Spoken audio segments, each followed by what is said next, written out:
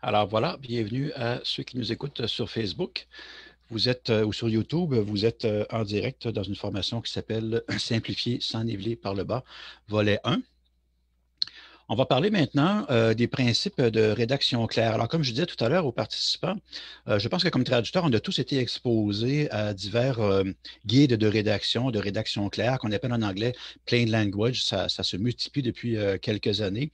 Et dans ces guides-là, on voit à peu près toujours les mêmes principes, qui sont en soi des bons principes, mais on se rend compte que souvent, comme dans beaucoup de tendances ou de modes, ça devient un peu des principes qu'on va suivre de façon dogmatique et exagérée et qui peuvent devenir des entraves, qui peuvent nuire à la communication, à la clarté, au lieu de l'améliorer euh, comme c'est le but premier. Alors, on va regarder un petit peu où est-ce que ça peut, des fois, déraper. Alors, je parle de règles simplistes pour simplifier. On est tous d'accord pour simplifier les textes, dans le sens plus exactement de les clarifier, mais des fois, quand on se limite à la règle sans regarder ce qu'il y a derrière, on peut arriver à des solutions qui vont donc desservir le propos plutôt que l'aider. Par exemple, éviter le passif. Il y a une formation, simplifier sans annuler par le bas, pardon, traduction administrative idiomatique, volet 3, où on parle longuement du passif, où je vais réhabiliter le passif. Je vais vous montrer une couple d'exemples aujourd'hui. Les tournures négatives, même chose, c'est une chose dont je parle dans le volet 3 aussi. On dit souvent d'éviter les tournures négatives, alors qu'en réalité, il y a seulement certaines circonstances où c'est avantageux d'éviter les tournures négatives. Mais si vous privez constamment de toute tournure négative, vous allez voir, vous allez vous priver de certaines ressources stylistiques très utiles en français, beaucoup plus qu'en anglais d'ailleurs. C'est une particularité du français, certaines tournures négatives. Éviter des mots trop compliqués. Alors ça commence à être compliqué comme consigne. Qu'est-ce qui est un mot compliqué? Compliqué pour qui? On va voir un petit peu aussi tout à l'heure où est-ce que ça peut nous mener, tout ça, si on suit ce principe-là de façon trop dogmatique. Éviter les phrases longues, même chose. Il y a des gens qui ont des consignes des fois très précises et éviter de dépasser tant de mots dans une phrase. Je pense encore une fois que c'est une approche dogmatique qui ne va pas forcément servir le propos. Privilégier les verbes aussi plutôt que les noms. C'est une consigne qu'on voit très souvent, alors qu'en réalité, ça dépend vraiment du contexte. Ça peut être utile d'utiliser un verbe, mais parfois, c'est le nom qui va être plus clair en français, encore une fois, alors que l'anglais recourt plus souvent au verbe. D'ailleurs, souvent, ces guides de rédaction-là viennent des États-Unis. Ça vient de, ça a été souvent conçu en anglais. Donc, quand on dit privilégier les verbes, c'est souvent plus vrai en anglais qu'en français. Même chose pour les phrases longues. Le français est mieux équipé que l'anglais pour articuler des phrases longues. Il est plus habitué de le faire aussi, ce qui fait que l'idée d'éviter des phrases longues, c'est pas toujours aussi approprié en français qu'en anglais. Une phrase peut être longue et claire, et elle peut aussi être courte et obscure, hein, en passant. L'important, c'est qu'elle soit bien construite, évidemment. Privilégier la deuxième personne, c'est très important aussi, ça fait partie des règles qu'on va vous dire. Donc, vous devez vous adresser au lecteur. Par exemple, sur un site web, on va vous dire, écrivez, cliquez ici, cliquez EZ pour vous adresser au lecteur, pour que le lecteur se sente interpellé. Je pense que c'est exagéré comme point de vue. Je ne crois pas qu'il y a personne qui pourrait voir sur un site web, par exemple, cliquez ER, cliquez ici, et qui va se demander à qui s'adresse l'instruction en question. Donc, des fois, c'est des choses que certains communicateurs, certains théoriciens de la communication vont nous transmettre comme message. Et puisque ça a du bon sens à la base, puis on veut leur faire confiance parce que c'est des spécialistes, on dit, ah oui, c'est vrai, dire faites ceci plutôt que faire ceci, ça interpelle davantage le lecteur. En réalité, on a le droit aussi de prendre un pas de recul puis de se dire, non, il me semble que moi, comme francophone, comme lecteur, quand je vois un ER, je comprends très bien que c'est une instruction qui s'adresse à moi. Regardez ici, donc, vous avez justement une liste d'instructions qui sont à l'infinitif. Si vous lisiez ça dans un guide de rédaction, éviter le passif, éviter les tournures négatives, vous ne demanderiez pas à qui ça s'adresse. Vous comprendriez très bien que ça s'adresse à vous en tant que rédacteur. Alors, c'est pas vrai qu'un internaute qui va sur Internet et qui voit des verbes à l'infinitif ne sait pas à qui ça s'adresse ou va moins réagir ou va avoir moins tendance à cliquer sur le bouton si c'est marqué ER. Surtout que souvent, quand on parle de rédaction simplifiée, ben, on dit qu'on s'adresse à la portion, la partie de la population qui est dite analphabète fonctionnelle. Alors, encore plus, je le dis un peu pour me moquer, là, un peu à la blague, mais un analphabète fonctionnel fait encore moins la différence entre ER et EZ que quelqu'un qui maîtrise bien la langue. Donc, c'est des choses qui sont, je pense, des faux problèmes. Alors, on va regarder chacune de ces instructions-là, une par une. J'essaie de vous les démonter pour vous montrer en quoi, des fois, ces mises en garde-là sont exagérées. Alors, je le répète, à la base, ça part d'une bonne intention que je comprends très bien. Et dans les guides de rédaction, on va toujours vous montrer des exemples qui sont très convaincants. Par exemple, sur la question d'éviter la forme passive, on va vous dire la forme passive, elle est lourde et vous devriez la remplacer par la forme active. Et on vous donne des exemples qui sont généralement convaincants. Et parce qu'effectivement, il y a certaines situations où, oui, la forme passive est trop lourde inutilement. Je vais vous montrer 3 exemples ici qui sont des contre-exemples, où je vais vous montrer que c'est important de conserver la forme passive dans certaines situations. Bon, ceci, c'est un petit résumé de ma formation traduction administrative volet 3, où on en parle pendant 1 heure et demie, donc beaucoup de choses à dire sur la forme passive. Mais puisqu'on parle de simplifier ici, c'est important de montrer que je voudrais réhabiliter un petit peu la forme passive. Petite phrase très simple ici, une phrase que vous pouvez voir dans un document. Donc, c'est vraiment un document que j'ai rédigé, un document qui a été rédigé par la direction des communications. Et vous savez, vous ouvrez le document, puis dans la page, des pages liminaires, à gauche, vous avez une seule phrase qui dit le présent document a été rédigé par la direction des communications. À quoi ça sert cette phrase-là? Ça sert à informer le lecteur d'où vient le document. C'est une phrase qui est au passif. Et elle n'est pas lourde du tout. Je pense que vous êtes d'accord avec moi pour dire que ce n'est pas une phrase qui est difficile à comprendre ou qui est difficile à lire, même si elle est au passif. Si on appliquait aveuglément le principe qui dit qu'il faut éviter la forme passive et remettre les phrases à la voix active, on aurait ceci. La direction des communications a rédigé le présent document. Euh, les idées sont les mêmes, mais elles ne sont pas présentées dans le même ordre et on voit que l'angle est différent. Dans la première phrase, on comprend que le but de la phrase est de répondre à la question d'où vient le présent document, qui l'a rédigé. C'est la direction de communication. Si on avait la deuxième phrase, on serait plus dans un contexte où on voudrait répondre à la question qu'a fait la direction des communications? Par exemple, on pourrait avoir un rapport annuel de la direction qui dit, bien, la direction de communication, cette année, a rédigé un document, a mis en place une politique, etc., etc. Donc, c'est important de comprendre que l'ordre des mots dans une phrase annonce quelque chose, annonce une intention. Alors, le fait de passer de la voix active à la voix passive ou inversement, ça va influencer le message et l'intention, et ce n'est pas anodin. Donc, ici, les deux formulations sont acceptables, mais dans le contexte où je l'ai vu, moi, où on veut répondre à la question d'où vient le présent document, c'est important d'utiliser la première formule qui est la forme passive. Autre exemple, le rapport doit être approuvé par le ministre. Encore une fois, une phrase au passif, très, très simple, très courte. Je ne crois pas qu'on puisse prétendre que cette phrase-là est lourde, ni qu'elle est difficile à comprendre parce qu'elle est à la voix passive. On pourrait mécaniquement la mettre à la voix active, comme on le voit préconisé dans certains guides de rédaction. Ça donnerait ceci. Le ministre doit approuver le rapport. Or, vous voyez, ici, encore une fois, il y a une ambiguïté qui est introduite. On a l'impression que le ministre a l'obligation d'approuver le rapport. C'est comme si on veut répondre à la question que doit faire le ministre? Il doit approuver le rapport. Alors qu'en réalité, ce n'est pas le message ici, c'est que le rapport ne sera pas valide tant qu'il ne sera pas approuvé par le ministre. Pour parler de ces choses-là, je vous le rappelle rapidement, mais encore une fois, j'en parle plus longuement dans le cours, dans le volet 3 de traduction administrative et idiomatique. On peut parler de thème et de propos. Donc, la phrase commence par le thème, le rapport, c'est de quoi je vais vous parler, et le propos doit être approuvé par le ministre. Donc, c'est ce que j'ai à vous dire au sujet du thème. Si vous inversez l'ordre des mots, vous inversez l'intention du message. Et dernier exemple, que je trouve assez amusant, mais très, très, très convaincant, je pense. Vous pouvez voir ça sur un emballage. Ce produit a été fabriqué dans un établissement sans arachide. Donc, ça répond encore une fois à la question où a été fabriqué ce produit. On veut rassurer le consommateur, comme quoi il n'y a pas d'arachide dans le produit. Encore une fois, ici, mécaniquement, on pourrait mettre cette phrase-là à la voix active, ça donnerait ceci.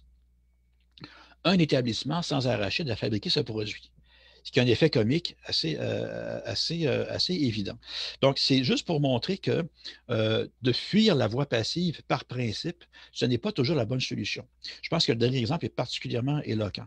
Donc, après ça, c'est à nous, comme traducteurs, de reconnaître au cas par cas les situations où, effectivement, éviter la forme passive serait une bonne chose pour clarifier le texte, mais il y a d'autres situations où on pourrait plutôt induire le lecteur en erreur avec la voix active. Donc, il faut y aller au cas par cas. J'ai vu souvent les traducteurs éviter la voix passive par principe et arriver finalement avec des solutions qui étaient souvent plus compliquées que l'original. Ensuite, on vous dit aussi d'éviter les tournures négatives. Alors, je vais vous montrer d'abord un exemple où effectivement, le fait d'éliminer la tournure négative va clarifier le message. Donc, c'est juste pour montrer que, dans un premier temps, effectivement, la consigne en tant que telle peut être utile dans certaines circonstances.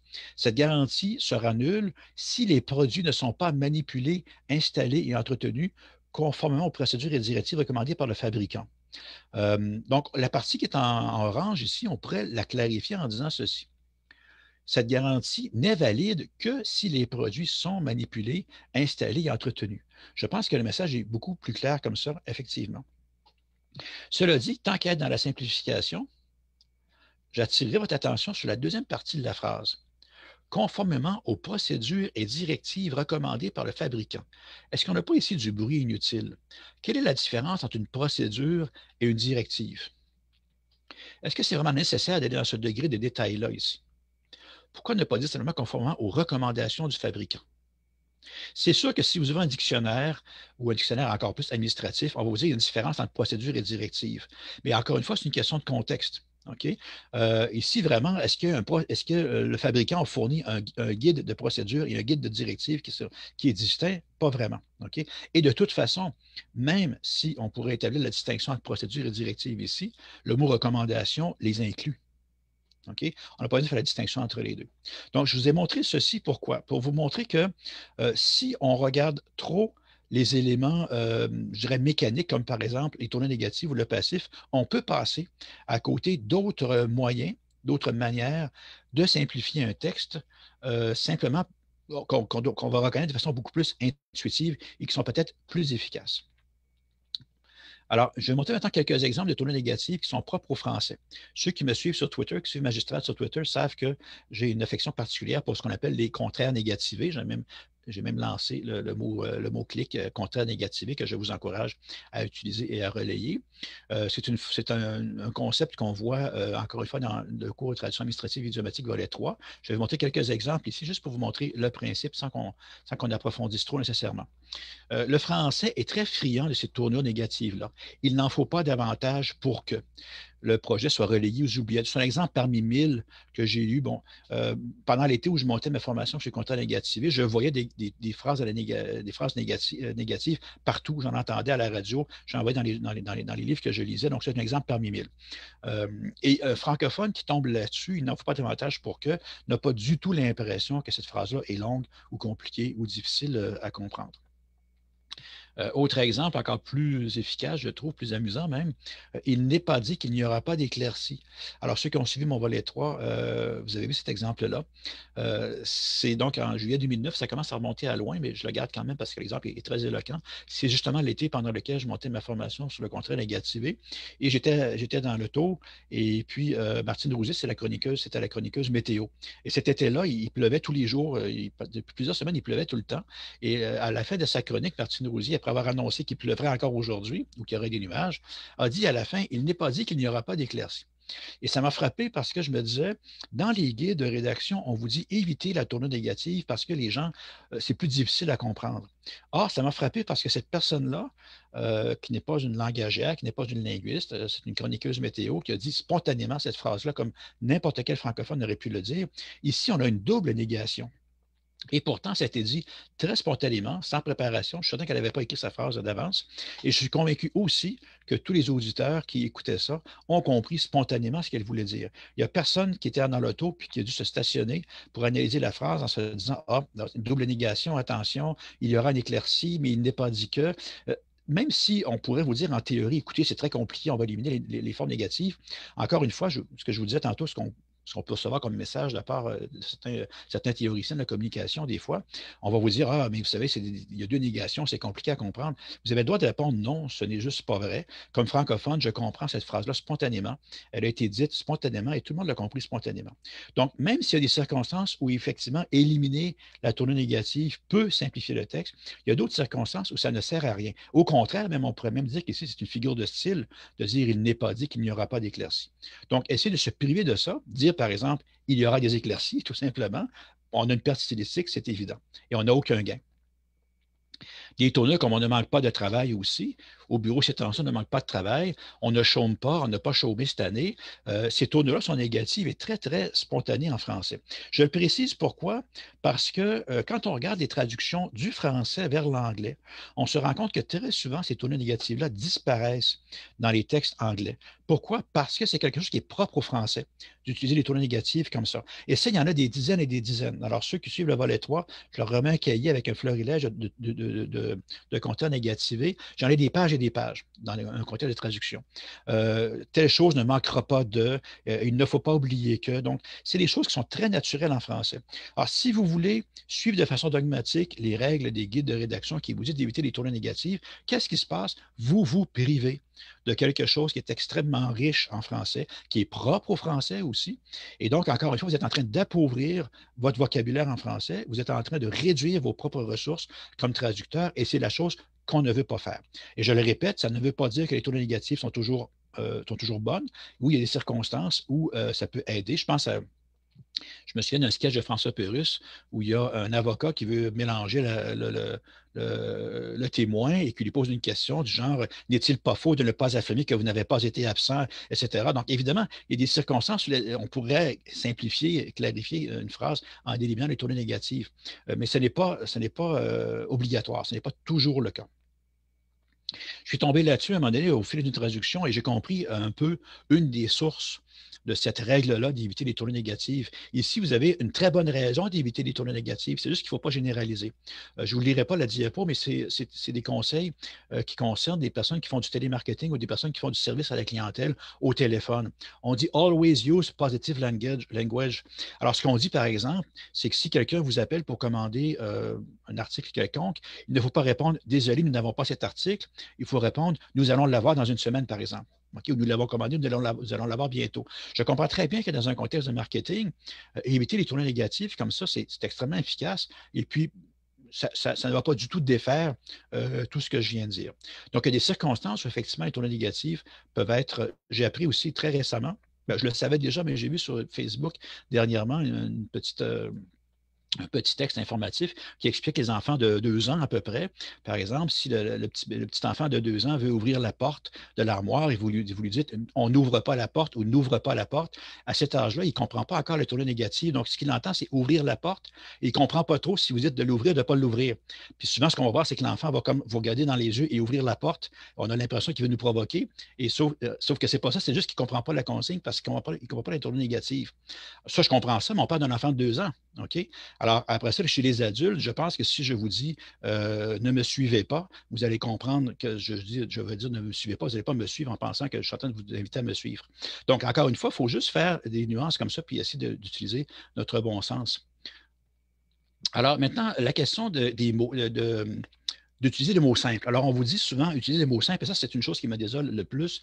Depuis 15 ans que je donne des formations pour magistrate, je l'entends de plus en plus souvent parmi les gens qui suivent des formations. Les traducteurs me disent ce mot-là, je ne peux pas utiliser ça, les gens ne comprendront pas. Ou ce mot-là, mon réviseur va me l'enlever parce qu'il va dire que les gens ne comprendront pas. Ou ce mot-là, mon client m'interdit de l'utiliser. Apparemment, il y a des clients, entre autres dans la fonction publique, mais sûrement pas seulement, où les traducteurs reçoivent des listes de mots à éviter. Carrément, parce qu'on suppose que les gens ne peuvent pas comprendre ces mots-là. Je trouve ça désolant. Je pense que dans une langue comme la langue française, tous les mots ont le droit d'exister. Évidemment, il faut faire preuve de sensibilité. Il faut ne pas, non, on n'utilise pas n'importe quel mot dans n'importe quelle circonstance, mais utiliser un mot que les gens ne comprennent pas, qu'est-ce que ça veut dire? D'abord, si un mot existe, c'est sûr qu'il y a des gens qui le comprennent. Sans ça, le mot n'existerait pas. S'il existe, parce qu'il est utilisé, puis s'il est utilisé, c'est parce qu'il y a des gens qui le comprennent. Ensuite, utiliser un mot peut-être qui est plus rare, moins connu, qu'est-ce qui empêche les gens d'apprendre ces mots-là? C'est éviter un mot parce que les gens ne le connaissent pas, c'est supposer que les gens sont incapables d'apprendre des mots. Or, ce principe-là que les gens seraient incapables d'apprendre des mots est démenti tous les jours. Je vais vous montrer quelques mots ici qu'on a tous appris dans les dernières années. Selfie, crowdfunding, pixel, avatar, hashtag. Oui, certes, c'est des mots plus dans le domaine technique et souvent des mots anglais, mais peu importe. C'est tous des mots qu'on ne connaissait pas il y a un certain nombre d'années, selon le mot. et qu'on a appris à connaître. OK? Un selfie, maintenant, ça devient très courant, mais j'ai connu l'époque où le mot selfie était nouveau. Alors, qu'est-ce qui s'est passé? Bien, pendant à peu près un an, je ne sais pas, pendant un certain nombre de mois, les gens se sont expliqués mutuellement. Les médias nous disaient, qu'est-ce que c'est qu'un selfie? Bien, c'est de se prendre en photo avec son propre téléphone. Bon, après ça, on peut appeler ça un autoportrait, selfie, égo-portrait, etc. La question n'est pas là. La question, c'est que ce mot-là, on ne le connaissait pas avant et maintenant, on le connaît. Comment ça se fait? Comment ça a été possible? Ben, c'est parce qu'on ne s'est pas empêché de l'utiliser. Au lieu de s'empêcher de l'utiliser, on a expliqué aux gens ce que ça voulait dire. Et les gens, au fond, sont très contents d'apprendre des nouveaux mots. OK, je ne passerai pas un par un, mais vous connaissez tous des mots. Selon votre âge, vous reconnaissez des mots que vous ne connaissiez pas avant ou que vous avez appris. Le mot police ici, que vous voyez dans le bas, c'est au sens de, ça c'est beaucoup plus vieux, mais c'est au sens de police de caractère. Moi, je me souviens de l'époque où la microinformatique est arrivée dans les années 80. Et puis, le mot police était un mot, à ce moment-là, un mot spécialisé que seuls les typographes connaissaient, une police de caractère. Et bon, souvent, quand les logiciels étaient encore en anglais, donc on voyait font.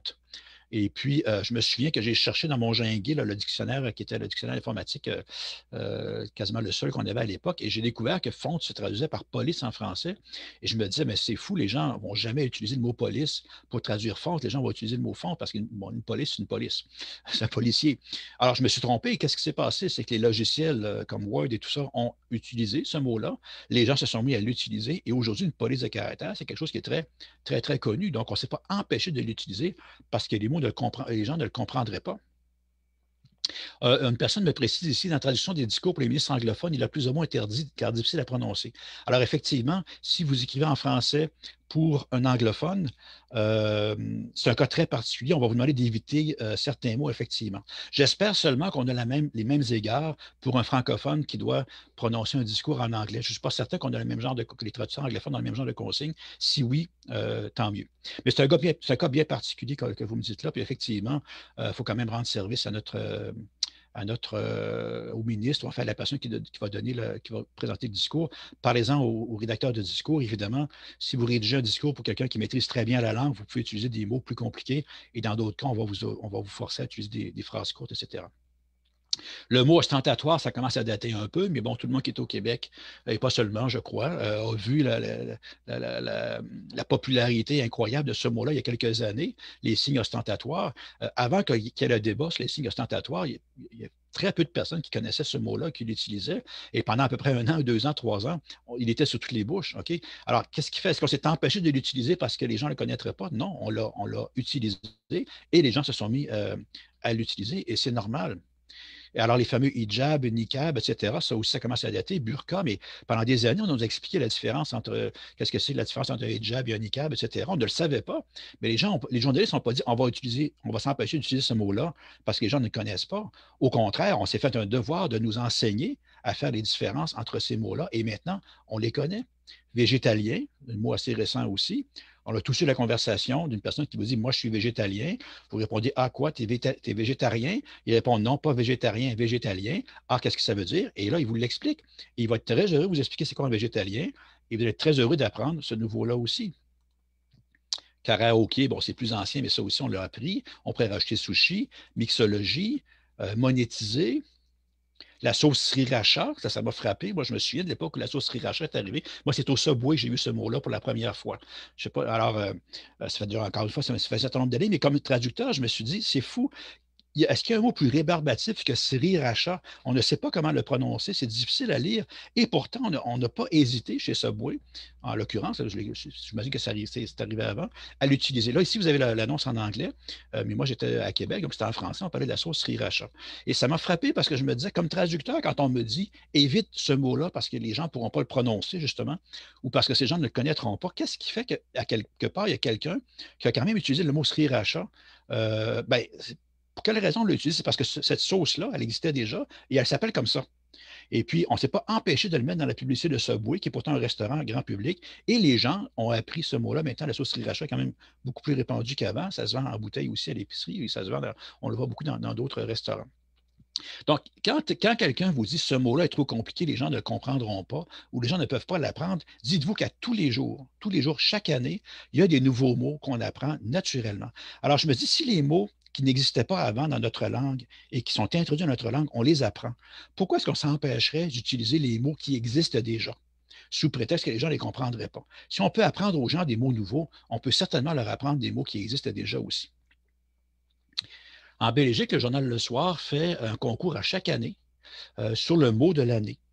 Et c'est merveilleux parce qu'encore une fois, ça montre quoi? Ça montre que les gens, ça les intéresse d'apprendre des nouveaux mots. Ils aiment discuter du fait qu'il y a des nouveaux mots qui sont entrés dans la langue. Donc, apprendre des mots, on est capable. Donc, pour 2020, sans grande surprise, il y avait c'est le mot déconfinement qui a été couronné mot de l'année. Parmi les finalistes, il y avait entre autres Covidio, par exemple, ou certains autres, COVID-19, évidemment. Et là, ça, c'est les lecteurs du soir qui participent à ça. Donc, c'est quelque chose de très vivant aujourd'hui. Donc, pour ceux qui sont curieux, les mots des années précédentes, le mot de l'année 2019 était chill. En 2018, c'était malaisant. J'étais très surpris d'apprendre ça. Je croyais que c'était juste au Québec qu'on disait ça, malaisant. Fake news en 2017, Brexit en 2016. Et en 2015, attention, ce n'était pas spoiler, mais le verbe spoiler, comme se faire spoiler, la fin du film. Je ne sais pas si on le prononce comme ça en Belgique, mais enfin, bref, là, évidemment, il y a des mots anglais, fake news, spoiler, tout ça. Bon, chill, c'est des mots anglais. On peut dire, bon, on est plus ou moins d'accord avec le fait que ce soit des mots anglais qui entrent dans la langue. Moi, personnellement, je n'ai pas d'opinion là-dessus. Que ce soit des mots anglais ou des mots français, l'important, c'est que ce sont des mots nouveaux et que dans une communauté linguistique, qu'un nouveau mot arrive, c'est un événement. On est content, on en parle dans le journal, on se montre le mot mutuellement les uns aux autres. Alors, encore une fois, si on le fait avec des mots qui sont nouveaux, pourquoi est-ce qu'on s'empêcherait d'utiliser des mots qui existent déjà? Rapidement, je vous montre ceci, le sesquicentennial. Donc, ceux qui sont au Canada, vous avez sûrement vu ce mot-là il y a quelques années. Il y a quelques années, on a fêté le 150e, le 150e anniversaire de la Confédération. Et sesquicentennial, c'est ce que ça veut dire. Ne me faites pas à croire que le citoyen, ici le Vernon Morning Star, c'est un journal local de, je ne sais pas dans quel moment, si c'est pas en Colombie-Britannique, mais je ne suis pas certain. Mais c'est un petit journal local. En tout cas, ne me faites pas à croire que tous les citoyens de Vernon connaissaient le mot sesquicentennial. Et pourtant, on ne s'est pas empêché de l'utiliser dans le titre. Pourquoi? Parce qu'il y a quelque chose d'agréable aussi, de ludique à utiliser un mot qui est un peu rébarbatif comme celui-là, un peu, je dis rébarbatif, on peut le considérer comme amusant aussi. Évidemment qu'il faut l'expliquer. Mais moi, j'ai traduit des textes pendant 150 ans du Canada où on utilisait souvent en anglais sesquicentennial et souvent on l'expliquait, on disait même comment ça se prononçait. Alors, ne pas avoir peur des mots nouveaux, c'est important. Maintenant, sur le plan plus linguistique, on va regarder un peu un phénomène qui marque une différence entre le français et l'anglais. Le français a, par nature, des mots de formation savante qui sont beaucoup plus nombreux qu'en anglais. Alors ça peut aussi nous faire reculer. Mais c'est important de comprendre que ce n'est pas parce qu'un mot est de formation savante que le mot lui-même est plus savant ou qu'il est réservé aux savants. Donc, par exemple, énergie éolienne, wind energy. Évidemment, un anglophone qui n'aurait jamais entendu parler d'énergie éolienne et qui voit wind energy va comprendre tout de suite ce que ça veut dire. Le mot est transparent, c'est l'énergie du vent. En français, éolien, il faut comprendre ce que c'est. Il faut se le faire expliquer une première fois. Ceux qui ne le savent pas, vous le savez sans doute, ça vient du dieu Éole. C'est merveilleux. Le dieu Éole, qui était le dieu du vent, on l'appelle l'énergie éolienne, l'énergie du vent. C'est merveilleux l'histoire de ce mot-là. Mais évidemment, on ne peut pas savoir du premier coup ce que ça veut dire. Il faut se le faire expliquer une première fois. D'accord, mais ça ne veut pas dire que le mot éolien est un mot savant. Le mot énergie éolienne ou l'éolien, comme on dit, est un mot de la langue française qui est tout à fait courant, qui est compris par tout le monde, qu'on peut enseigner aux enfants sans problème. Donc, il ne faut pas confondre formation savante et mot savant. Le français est comme ça, c'est son histoire qui est comme ça. Énergie hydroélectrique ou ou l'hydroélectricité. Water power en anglais, encore une fois, le pouvoir de l'eau, c'est très transparent en anglais, tandis que pour comprendre hydraulique ou hydroélectrique, il faut avoir des éléments de grec. OK? Ça vient du grec. Mais en même temps, même si vous ne connaissez pas le grec, tous les Québécois, tous les francophones, québécois ou français, connaissent bien l'idée de hydroélectricité et savent très bien que c'est l'électricité qu'on obtient avec l'eau, avec les barrages. Donc, ce n'est pas un mot savant, même si c'est un mot de formation savante. Vous avez ici une illustration d'un journal qui s'appelle Le Monde illustré en 1900. Et on vous dit le lac Kenogami qui fournit le pouvoir d'eau. Parce qu'au Québec, jusqu'aux années 50 ou 60, on ne parlait pas d'hydroélectricité, on parlait de pouvoir d'eau. Pourquoi? C'est un calque de l'anglais water power. Et puis, aujourd'hui, il n'y a plus personne qui dit ça. On trouve ça très bizarre comme expression, mais il y avait une époque où c'était normal. Et là, quand je vois ça, je me dis, c'est intéressant, je voudrais bien voir la table de, je sais pas trop, de conseil d'administration ou de conseil en marketing, où un jour, quelqu'un a dit à tout le monde, vous savez, ce que vous appelez le pouvoir d'eau, en français, ça s'appelle l'hydroélectricité. Et l'autre personne qui réagit en disant, ben, écoutez, hydroélectricité, c'est un mot qui est beaucoup trop savant. Il n'y a jamais personne qui va comprendre ce mot-là. On va garder le mot pouvoir d'eau. OK? Ce serait une erreur. OK? Il est arrivé une période dans les années 50 ou 60 où on a décidé que le mot français, c'était hydroélectricité et on l'a utilisé. On a Hydro-Québec et on a Ontario Hydro en Ontario, etc. Tout le monde comprend ce mot-là. Et si on avait eu peur en disant, mais non, le mot est trop compliqué, personne ne va jamais le comprendre, on aurait conservé l'anglicisme. Donc, ce n'est pas vrai, encore une fois, qu'un mot, parce qu'un mot est une formation savante, qui n'est pas capable de passer dans l'usage. Très rapidement, pensez au mot parenthèse, qui est un mot très courant. Comparativement à round bracket, le mot parenthèse n'est pas transparent, mais tout le monde sait ce que ça veut dire. C'est un mot qu'on apprend à la petite école. Guillemets aussi ne veut rien dire en soi, il faut apprendre ce que ça veut dire, alors que quotation mark, c'est plus transparent. Équitation pour horse riding, même chose, mais tous les enfants de 4 ou 5 ans savent c'est quoi faire de l'équitation. Mais c'est parce qu'on leur a appris le mot. Toxicomane pour drug addict, myope pour short-sighted, aquarium, qui est carrément un mot latin, pour fish tank, la fameuse nappe phréatique. Moi, j'avais une cliente qui m'avait interdit de traduire underground water par nappe phréatique en me disant les gens ne comprendront pas. Mais j'aurais voulu lui présenter mon voisin. Moi, je vis dans un quartier, dans une banlieue, où mon voisin me parle régulièrement de sa nappe phréatique. Il a même fait un trou dans son sous-sol pour mesurer la hauteur de la nappe phréatique, qui est probablement la même que ma nappe phréatique à moi, là. Et ce type-là, qui est mon voisin, ce n'est pas quelqu'un qui a fait des études en géologie. C'est un type qui, je crois, qui n'a même pas fait son université. Ce n'est pas quelqu'un qui est particulièrement savant, mais il parle de nappe phréatique de façon tout à fait courante. On m'a confirmé d'ailleurs quand je donnais l'information à d'autres personnes que dans le monde agricole, par exemple, les agriculteurs qui n'ont pas forcément une formation poussée parlent couramment de nappe phréatique. Alors, quand ma cliente me dit ne parle pas de nappe phréatique parce que les gens ne comprendront pas, c'est parce qu'elle compare underground water, elle se dit, mais c'est un mot savant, nappe phréatique. Mais en fait, c'est elle qui ne connaît pas le mot, probablement, et qui s'imagine que parce qu'elle ne le connaît pas, les autres ne connaîtront pas. Mais il faut regarder dans la vraie vie, des mots qui sont de formation savante peuvent très bien être d'emploi courant dans le monde francophone parce que le français est construit comme ça. Alors, un mot trop compliqué, c'est quoi? Je suis tombé à un moment donné sur ce lexique administratif du ministère de la fonction publique de la réforme de l'État en France. Alors, moi, je suis un peu une bébête rare dans le monde de la traduction. J'ai vraiment la passion de la langue administrative. J'adore ça. Texte administratif, m'attaquer à ça. Évidemment, pourquoi j'aime la langue administrative? C'est parce que je connais les mots de l'administratif. Alors, quand on a les outils, on aime bien expliquer les choses. Alors, quand je suis tombé là-dessus, un lexique administratif, surtout venant de France, qui sont les champions de l'administration, je me disais, c'est merveilleux, je vais apprendre des mots, je vais explorer le lexique pour apprendre des mots nouveaux en administration, pour avoir des outils de plus quand je traduis en administratif. Or, j'ai eu la déception de ma vie en constatant qu'aujourd'hui, les amis, un lexique ne sert pas à apprendre des mots aux gens, un lexique sert à inciter les gens à éviter des mots. Je vous donne 2 exemples ici, mais tout le lexique est fait comme ça. Pour chacun des éléments du lexique, on donne une définition et on dit ensuite où essayer de reformuler. On vous explique comment éviter un mot au lieu de vous expliquer comment l'utiliser. Alors, je donne 2 exemples. On donne ici le visa de long séjour est exigible du ressortissant étranger, à remplacer par le ressortissant étranger doit obligatoirement fournir un visa de long séjour. Je suis un petit peu d'accord ici, peut-être est exigible du ressortissant, c'est un petit peu lourd, un petit peu compliqué comme façon de dire les choses. Je suis un peu d'accord avec l'idée. Je ne crois pas qu'il y a un énorme gain, mais je suis plutôt d'accord avec cette reformulation-là.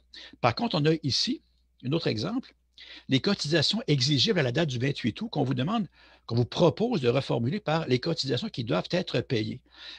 Moi, ce que je vois, alors le paiement est exigible versus le paiement doit être fait. On est en train de rallonger la phrase ici. Il y a un mot pour ça, doit être payé, c'est exigible. Et on vous dit de le remplacer par 3 mots. Je ne vois pas en quoi c'est de la simplification. Et je me demande en vertu de quoi on décide, on décrète que le mot exigible est un mot trop compliqué. Est-ce que c'est parce qu'il y a un X dedans? Je ne comprends pas. Je pense que n'importe qui a une connaissance minimale du français connaît le mot exiger et donc le mot exigible. Donc, je trouve ça vraiment décevant qu'on consacre et d'imaginer le temps, l'énergie, l'argent qu'il a fallu pour rédiger, et après ça, la formation qui va suivre, pour rédiger un document comme ça, on explique aux gens comment éviter des mots au lieu de leur expliquer comment les utiliser. Deuxième et dernier exemple, lister. Est-ce qu'il y a un mot plus transparent que lister? Ça veut dire faire une liste. Le mot est dedans.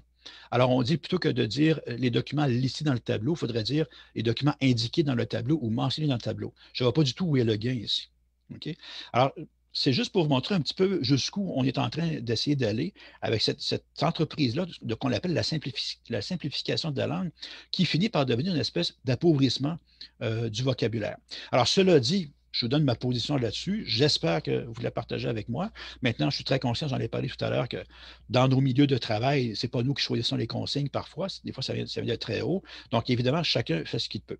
Mais comme je disais tout à l'heure au début de la formation, je pense que c'est important entre traducteurs qu'on s'entende sur ce que c'est qu'une bonne traduction, puis juste être conscient du fait que si on est en train de mutiler notre langue en éliminant le passif, les tournures négatives, les listes de mots qu'il ne faut pas utiliser, etc., on est en train justement de mutiler la langue et de s'enlever des moyens d'être efficace. On va voir plus loin dans la formation comment faire pour faire un texte simple et clair. J'adhère entièrement à l'objectif, mais c'est juste les moyens parfois qui ne sont pas toujours les bons.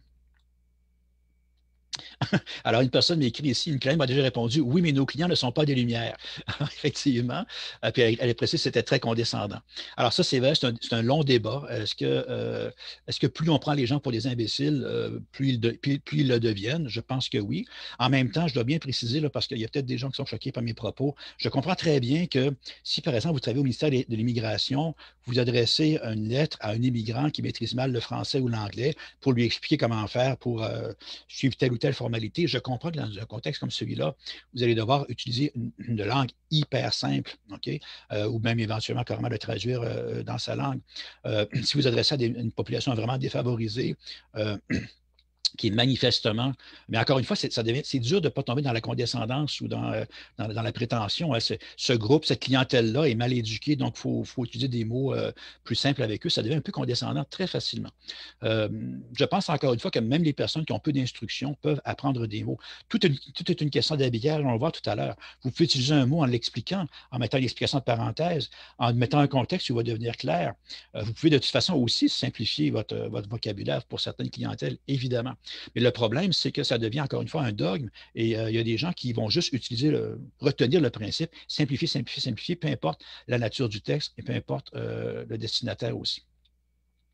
Regardez cette phrase-ci qui est une traduction. C'est une phrase qui n'est pas claire et pourtant, il n'y a aucun mot compliqué là-dedans. Donc, c'est justement pour vous montrer que des fois, on cible la mauvaise chose en disant évitez les mots trop compliqués.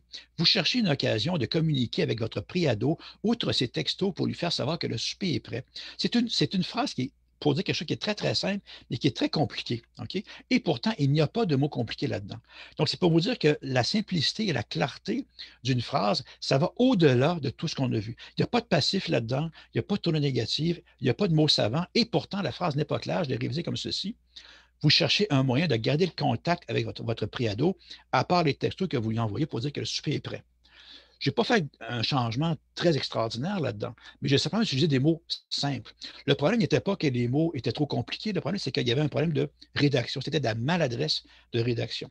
Donc, si on se concentre trop sur certains principes mécaniques, on peut quand même passer à côté de l'occasion de faire une phrase qui est plus claire. C'est une photo ici d'un des clients que j'ai photographié à ma pharmacie.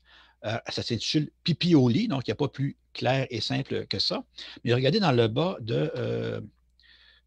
du client, on dit traitement de l'énurésie et entre parenthèses pipioli. Et le produit s'appelle Énureflex. Donc, on utilise quand même le mot énu, qui est le préfixe là, pour parler de l'énurésie. Donc, on n'a pas peur d'utiliser le mot énurésie parce que c'est le mot. On n'a pas peur du préfixe énu dans le nom du produit. Mais on précise entre parenthèses pipioli parce qu'évidemment, le consommateur moyen, le client moyen de la pharmacie ne sait pas forcément c'est quoi l'énurésie. Mais au moins, il va l'avoir appris. OK? Donc, en faisant ça, on enrichit le vocabulaire des gens au lieu de l'appauvrir en les protégeant contre des mots qu'ils ne connaissent pas. J'ai dit tantôt, c'est une question de contexte. Par exemple, ici, from improper loading to rocks bouncing off windshields, cargo damage is not unusual for auto haulers. Qu'il s'agisse d'un chargement inadéquat ou de roches percutant un pare-brise, les transporteurs de véhicules automobiles sont habitués aux dommages à leur cargaison. Comment ça s'appelle, des dommages à une cargaison? Il y a un mot français pour ça. C'est des avaries. Okay? On a un mot ici pour en remplacer 4. Je pense que ça vaut la peine. Peut-être que ce n'est pas tout le monde qui connaît le mot avarie, mais regardez le texte, regardez le contexte ici. Les avaries, c'est ce dont on vient de parler, les roches percutant un pare-brise, puis l'arrimage inadéquat. Alors, dans un texte, généralement, mais ici, c'est un texte qui parle des dommages qui peuvent arriver à une cargaison. On pourrait très bien parler de dommages dans les deux premières occurrences et parler d'avarie après. Il n'y a rien qui nous empêche de faire les deux. Mais si on s'empêche d'utiliser le mot avarie parce que supposément les gens ne comprennent pas, bien, on prive encore une fois les gens d'un nouveau mot, alors qu'on veut bien leur montrer ostentatoire et hijab et Wi-Fi, mais on ne veut pas leur montrer avarie, ce qui est tout à fait absurde. Mais c'est important de prendre quand même la précaution de s'assurer que dans le contexte, c'est clair. Et ne jamais oublier que si le mot existe, comme je disais tantôt, bien, il y a quand même un certain nombre de personnes qui le comprennent par définition. Il ne faudrait pas supposer que les gens ne le comprennent pas. Alors, c'est ici qu'on va arrêter la diffusion Facebook. Donc, pour ceux qui s'intéressaient, je vous invite à vous inscrire à la formation complète là, qui s'appelle Simplifier sans nuller par le bas. Donc, on va parler maintenant des phrases longues, qui est une autre de mes marottes. Donc, je dis au revoir à ceux qui nous suivaient sur Facebook, et vous allez pouvoir voir l'enregistrement sur YouTube aussi dans quelques jours. Et puis, à la prochaine.